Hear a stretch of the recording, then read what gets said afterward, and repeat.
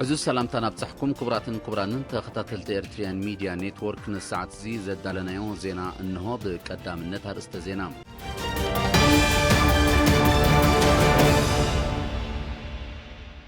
اب زوبا دبوب مأكلن قاش باركان بستقبر مرمراتات 53 زيقاتات بكورونا فيروس ملكافهم ترقاقيتهم حرستوت نوزوبا عدقالا لو معامت زحاش اوتوتكم زرخبو قليتهم اب زوبا دبوب نوزوبا دباروا لعلي سوسا شحتريت تختيبا اب نيكولاس من إيران زختما حيالان هاجرات نموحاسو كسرحة تسماميعن أمريكا بمتصباء ربحتاتا نزغسستهم لعلوت سب مزي نيكاراغوا أبتسألي مزقبات سفيرام اب مونغو بلانيت جوبيترن ساترنن اتي زقرب رحكت تخسيتوم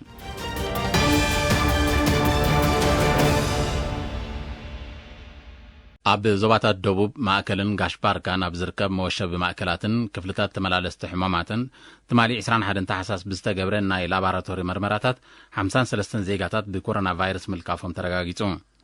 اتوم زيغاتات 27 كاب سنعفه زوادوب 3 كاب عدو زوادوب 21 كاب سمرا زوا ماكل كلته دما كاب تسني زوا غاشباركايم إذا كمدين كلوت فيروس ترخيبهم أب هوسبيتالات زوادوب تعاقبهم حكمنا وكنكن كجبر لهم زصنحوا 10 شوعات زيجاتات حاوية من النبيتهم تفانيم بز مسارات على إيرترا تغلى لا قطري بكورونا فيروس تلف زيجاتات كسب لهم شوعات بتيحن لهم حمشت 290 شوعات كابزيهم بستجبر لهم حكمنا وكنكن حاوية مستفانو كخانون كلو كلتا 210 دما جنا أب هوسبيتالات تعاقبهم يركبون حرستوت نوزو بعد دخلا زجبروا أخول كدمة مدلوات بهتور كرامات تسنيو لو معامت زحاش اوتوت اكالن طرتاتن كم زرخبو قليصوم بمسرت حبريتا حلاف بيت صحفة حرشا بتينو الزوبا اتو نقوسة ولد ميكائيل لوم زبن كاب استحارسة لعلى 10 هكتار 15,489 هكتار طاف مشلا داغوشان سرناين 3,400 هكتار عترن سبرن 1,935 هكتار دما فولن انتاطيعن كزران كله مسناي زحلف عامت بمنصار اب مهرتي متناو عبيت اللوم لوم عامت كرامات زناب كابور حميازيا كمز جمرن ن 52 معلتات دما نبورن لعل نبورن كمز واقعن زحبرياتو نغسه بجمجم اسات 800 ملم عقن زناب بممزغاب اب وقتي ازمران كرمتن زتزرو اخول زناب سلزرخبو سسينوم صبق فركم زهابو ابريهم حرستوت كاب كلتشهن 18 جميرهم زوترو زلو وهد مقيار ازرئتي اب اتوتاونت صبق وصيت كم زرخبو تقيسو دما تريتون اخول قلب كرخبا كيلن مهلاون غليصوم كاب اثيوبيا سغره اسلام بتا قديمو بستغبر مدلوات بوهد مختم محدارات ابالات حيلتات مكلخال كيلاتات حرشان حزبن زتقس غدات كيورده اب تحت قصصر كاتو خمس خاله اتو نغسه بتوساقي حبيروم اب نوزبا دباروا لعلي سوسا شحكبتي طلبجيعنا اخلاباتن زشفنه وفري كتابت كم تقايده حكيم انسا ابت نوزبا اتو عند برهان جبريسوس حبيرون اتينا 15 معلتات اب كلن ممحدارات كابي زتواب كتابت صرا حمام فروماين حمام مقلعن كابتن طلبجيعن ناخلابات دما صرا حمام عبود كلبي كم زخونه اتو عند برهان ابرهيم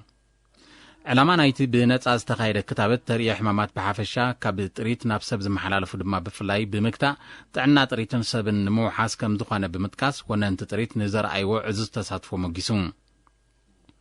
اب موداتا اتو عند برهان حبرتسب بحافشا اب موغاس زنطفو حارستوت كاب بفلاي تري حمامات انسساتات اب زستبهللو تقالاطيفهم نسمو يحرشا كحبرو تلابيوم ابنو زواد واربا لعلي 8 شح كبتن طلبجيعن كمون ناي مصعኛ انساتات كم زلوا سنادات هبت انساتي نو زبا ينصر مسبرت عصمي وي ناي جماوت تصغمات زغاطمو زيغا نتاز تغودت اكل دغيفكا بزقلطفه اب قربون اب زركب تكال طعنا كخيد كم زغبا اب هاجراو موكس هوسبيتال حليبت حلافي كفلي مطبحتن عصمن جماتن دكتور سولومون صغاي غليصوم بلمد زغبر حكمنا كاب طقمو حدغنيانتو يعبكوا زبحال تزيكونه بحجز معبل مسارحيتات اتلكع صغام عليخا كتفوسو سلازقلل مسبرت عصمي وي مصبات جماو تزغاطمو زيغا ناي قدن ناب حكمنا كمص زمخره دكتور سولومون ابز مدايز زلو نقحات نمبراغ ሕብረተሰብ ብሓፈሻ ዝምልከቶ ኣካል ድማ ብፍላይ ብዝለዓለ ክሰርሐሉ ኣዘኻኺሩ ምስ ኤሪና ብዝገበሮ ቃለ መሕትት ዶክተር ሰሎሞን ኣብቲ ክፍሊ መዓልታዊ ን25 ወርሓዊ ድማ ን750 ሕሙማት ጉቡእ ሕክምናዊ ኣገልግሎት ከም ዝህቡ ከምኡውን መዓልታዊ ክሳብ 16 ንኣሽቱን ዓበይትን መጥባሕትታት ከም ዘካይዱ ብምሕባር ብፍላይ ኣብዚ ዓመት እዚ ኣብ ጽርግያ ዘጋጥም ሓደጋታት መስበርትን ይበዝሕ ስለ ዘሎ ወነንቲ ተሽከርከርቲ ይኹኑ ኣጋር ኣብ ንጥፈታቶም ጥንቁኻትን ትኩራትን ክኾኑ ተላብዩ ዝህቡ ኣገልግሎት ኣብ ምልውዋጥ ተመክሮን ምድላብ ዓቕምታትን ሓደስቲ ሓካይምን ዘለዎ ተራ ልዑል ምዃኑ ጠቒሱ ድማ ንዘሎ ብዝሒ ተገልገልቲ ኣብ ግምት ብምእታው ተወሳኺ ዓቕሚ ከም ዘድሊ ኣረዲኦም ኣብ ሃገራዊ መወከሲ ሆስፒታል ሓሊበት ኣባላት ክፍሊ መጥባሕትን ዓጽምን ጅማትን ዝኾኑ ዶክተር ምሕረት ኣብ የማነን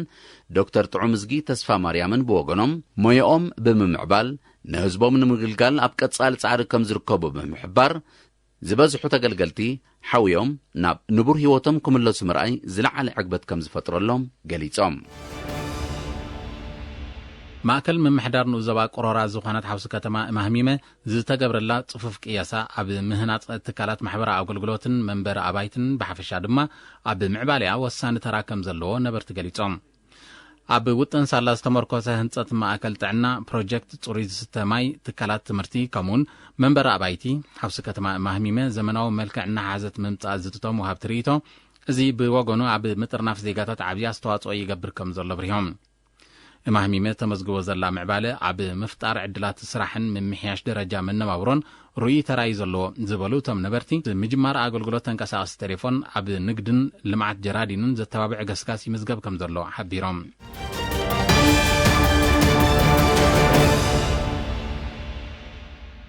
ዜና ወጻኢ ኣብ ኒኮላሳዊ ስምምዕ ኢራን ዝኸተማ ሓያላን ሃገራት ማል 21 ታሕሳስ ነቲ ተግባራውነቱ ኣብ ምልክት ሕቶ ኣትዩ ዘሎ ስምምዕ ንምውሓስ ክሰርሓ ከም እተሰማምዓ ኣፍሊጠን እቲ ስምምዕ ሚኒስትራት ጉዳያት ወጻኢ ኢራንን ጀርመን ፈረንሳ ብሪጣንያ ቻይናን ሩስያን ብማንዛ ኣብ ዘካየድዎ ርክብ ከም ተበጽሐ ዝግለጽ ዘሎ እተን ኣብቲ ቅድሚ 5 ዓመታት ዝተበጽሐ ስምምዕ ዝኸተማ ሃገራት ብ16 ታሕሳስ ብዛዕባ እቲ ጉዳይ ብማንዛ ርክብ ከም ዘካየዳውን ይዝከር ተግባራውነት ናይቲ ስምምዕ ኣሜሪካ ኣብ መፋርቕ 2018 ድሕሪ ምስሓባ ኣብ ምልክት ሕቶ ኣትዩ ምጽንሑ ጸብጻባት የረድኡ እቲ ኣብ 2015 ዝተበጽሐ ስምምዕ ኢራን ኒኮላሳዊ መደባታ ክተጉድል ኣማስያኡ ድማ ኣብ ልዕሊኣ ዝጸደቐ እገዳ ክልዓል ዝብል ነጥብታት ይርከቦም ኣሜሪካ ብምጽባቕ ረብሓታታ ንዝኸሰሰቶም 3 ላዕለዎት ሰመዚ ኒካራጓ ኣብ ጸሊም መዝገብ ከም ዘስፈረት ሓቢራ እቲ ስጉምቲ ንዋይ ናይቶም ሰበስልጣን ዘደስክልን ናብ ኣሜሪካ ከይገሹ ዝኽልክልን ምዃኑ ቤት ጽሕፈት ግምጃ ኣሜሪካ ኣፍሊጡ እቲ ስጉምቲ ኣብ መንጎ ኣሜሪካን ሃገሩን ንዝጸንሐ ዲፕሎማስያዊ ዘይምቅዳው መሊሱ ዘጋድድ ምዃኑ መንግስቲ ኒካራጓ ሓቢሩ እዚ ከምዚ ኢሉ እንከሎ ኣሜሪካ ምስ ጽላት ምክልኻል ጥቡቕ ምርክብ ከም ዝጸንሐን ንዝጠቐሰተን 3 ኩባንያታት ኪባ ኣብ ጸሊም መዝገብ ከም ዘስፈረት ገሊጻ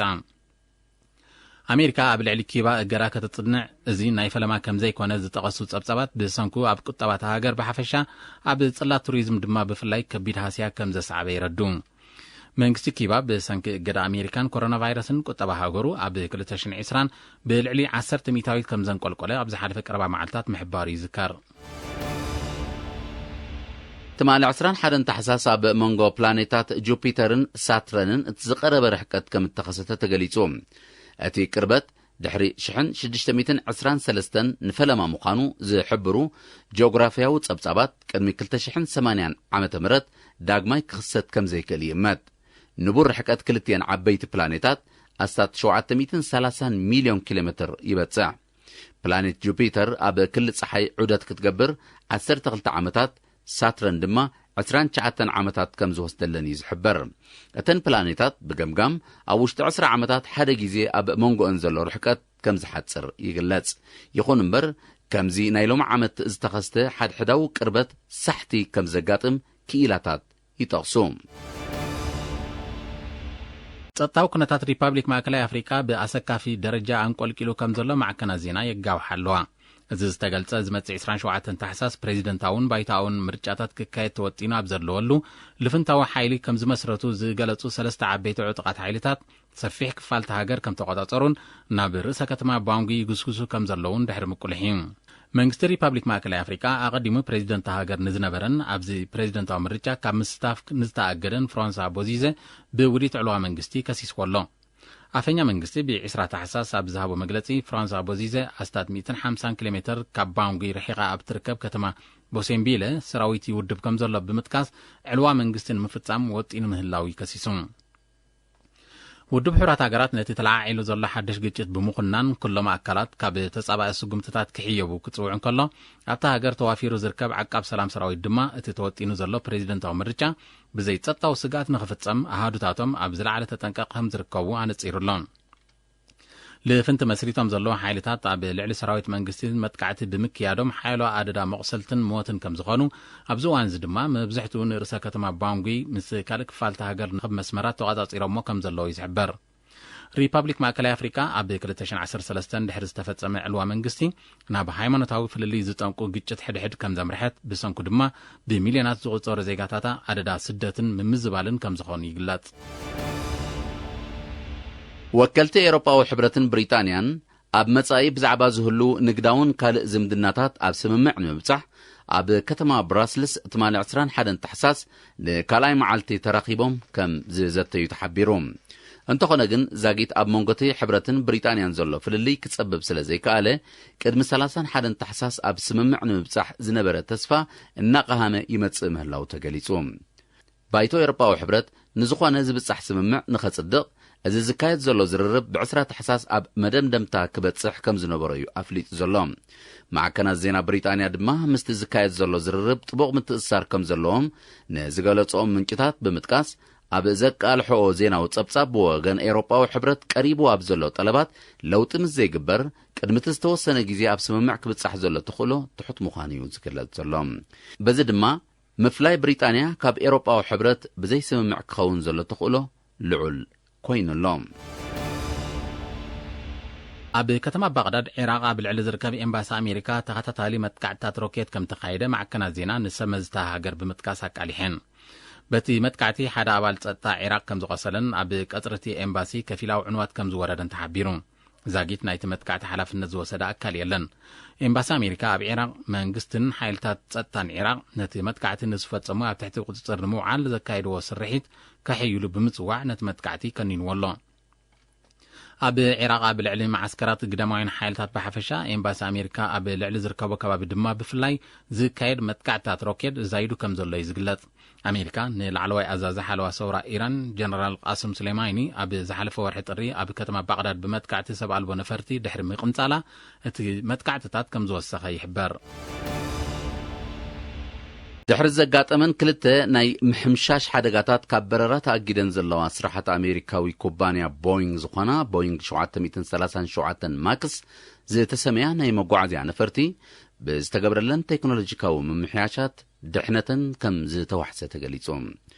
ወኪል ድሕነት አቪዬሽን ኤውሮጳዊ ሕብረትን ፌደራላዊ ምሕደራ አቪዬሽን ሕብራት መንግስታት አሜሪካን ብወገኖም ድሕረት ዘካየዶ ምርመራታትዮም ኣብዚ መደምደምታዚ ክበጽሑ ክኢሎም ዘለዉ አቶም ተቆጻጸርቲ አካላት ኤውሮጳን አሜሪካን ኩባንያ ቦይንግ ኣብተን ነፈርትን ዝነበረ ናይ ቴክኖሎጂ ምምዝባላት ብዝግባእ ከም ዝኣረሞ ከም ዘረጋገጹ ብምጥቃስ እተን ነፈርቲ ኣብ ሰማያት አሜሪካን ኤውሮጳን ክበራ ኣተኣማመንቲ ምዃነን ሓቢሮም ኣለዉ ኣብ ወርሒ ጥቅምቲ 2018 ዋንነት መንገዲ ኣየር ሊዮን ኣብ ባሕሪ ኢንዶኔዥያ ኣብ መጋቢት 2019 ድማ ዋንነት መንገዲ ኣየር ኢትዮጵያ ዝኾነት ነፋሪት ካብ ማዕርፎ ነፈርቲ ቦሌ ነቂላ ኣብ ክሊ ሰማያት ኢትዮጵያ ከይወፀት ድሕሪ ምሕምሻሻዩ ቦይንግ 737 ማክስ ከቢድ ናይ ቴክኖሎጂ ጸገም ከም ዘለዎን ዝተቃልዐ ብሰንከቲ ክልተ ሓደጋታት ህይወት 346 ሰባት ከም ዝጠፍአ ይዝከር